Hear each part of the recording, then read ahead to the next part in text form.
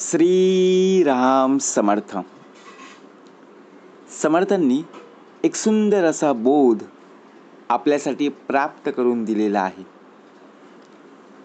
सज्जन माणूस म्हणून जन्माला येणं हा केवळ योगायोग आहे, परंतु सज्जन म्हणून मरणं ही आयुष्यभराची कमाई आहे. आपल्याला मनुष्य देह प्राप्त झालेला आहे, हे केवळ महत्भाग्य आहे.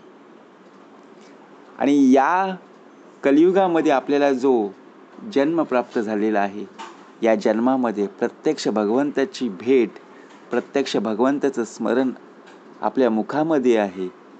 मिळालेला परमार्थ हा आपल्यासाठी परमभाग्य आहे.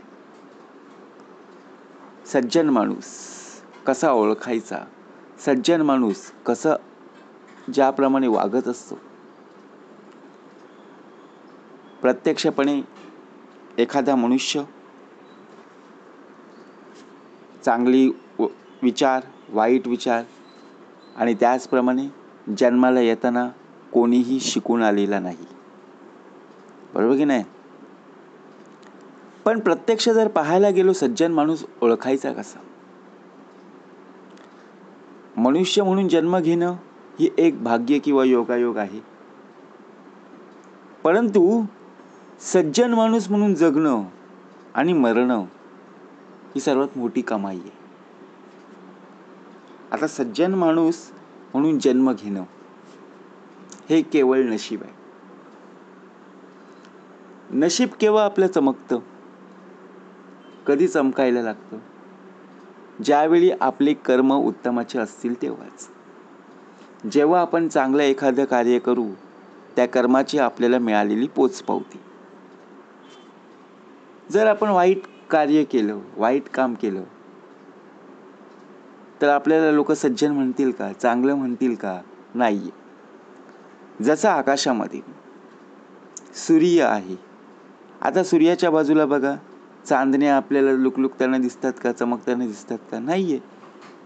सूर्याकडे आपण पाहूच शकत नाही. कोवळ्या जेव्हा सूर्य बघा प्रत्यक्षपणे सकाळी उगवतो तेव्हा आपण पाहतो, परंतु दुपारच्या वेळेला आपले डोळे हळूहळू बंदच होतात, त्याच्याकडे पाहूच शकत नाही,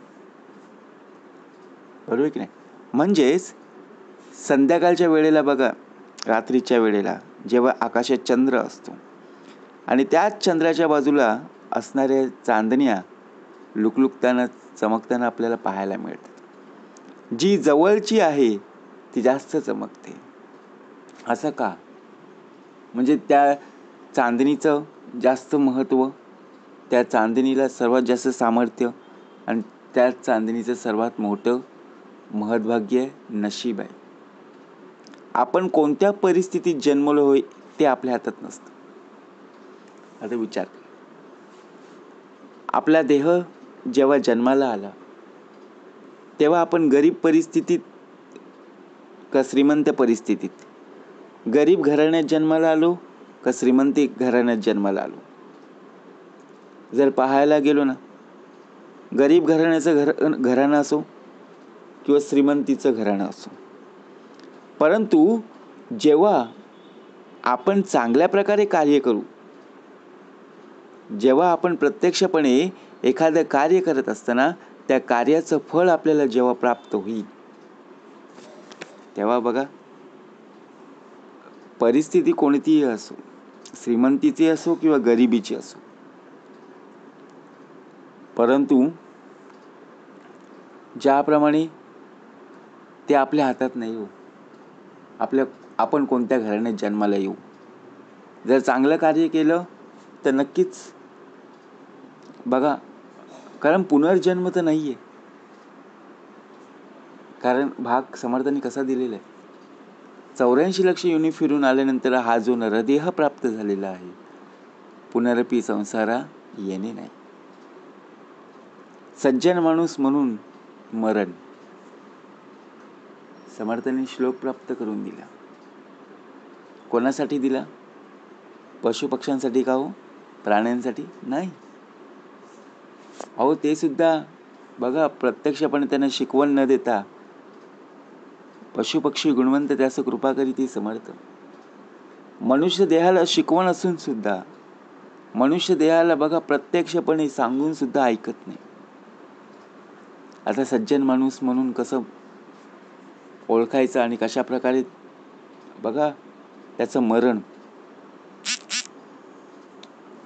आपण एखादा मनुष्य डोळ्यासमोर पाहत असतो, चांगलं कार्य करत असतो, समाजाची सेवा करत असतो, इतर लोकांना मदत करत असतो. कोणी अडचणीत असेल तर त्याला नक्कीच कठीण परिस्थितीही तो मदत करत असतो. परंतु ज्याप्रमाणे त्याचं मरण बघा प्रत्यक्षपणे आपण डोळ्यांनी पाहतो आणि आपल्या मुखातून पहिलंच वाक्य येतं, अरे ही तर खूप चांगली व्यक्ती होती. कारण देहे त्यागिता कीर्ती मागे उरावी, मना सज्जना हीची क्रिया द्यावी. हे आपल्या जीवनातील कर्माचं परिणाम.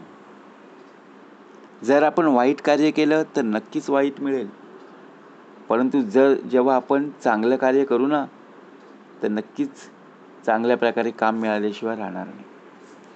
परंतु आपण कसे वागलो, कोणत्या विचाराने आपण जगलो यावरही अवलंबून असतं. आपण कशा प्रकारे वागतोय हे पहिलं पाहायचं.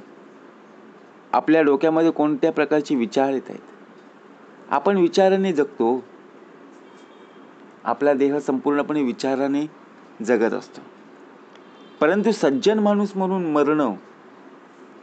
मरण येणं म्हणजे आपल्या जीवनात चांगलं कार्य करणं. बघा या पृथ्वी तलावर जन्माला आलेला मनुष्य हा अमरपट्टा लावून आलेला नाहीये.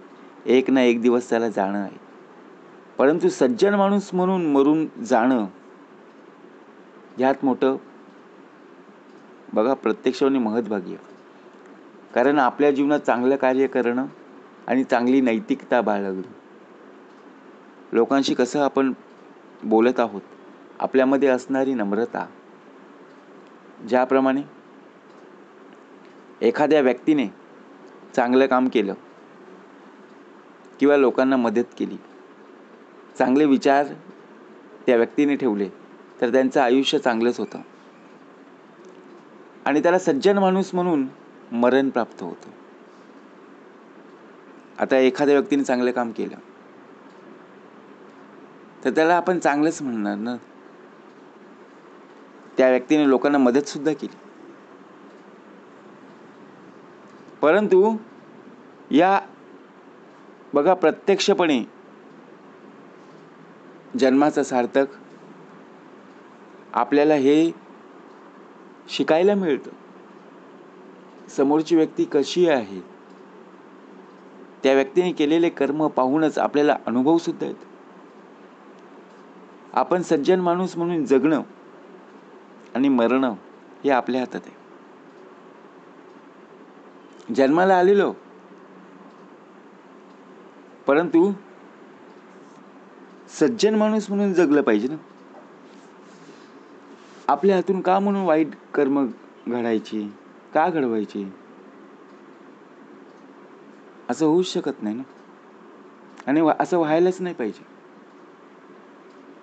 आपल्याला सुद्धा हा नरदेह हाडामासाचा दिलेला आहे. परंतु आपल्या जर हातून वाईट कर्म घडत असतील